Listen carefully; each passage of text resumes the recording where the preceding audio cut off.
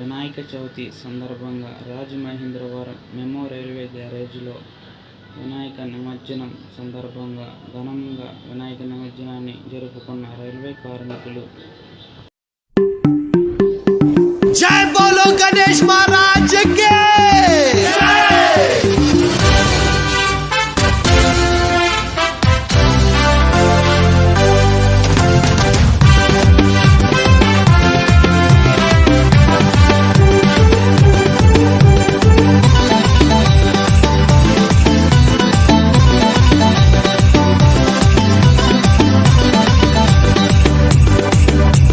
शंकर जी का बेटा गाड़ी में बैठा,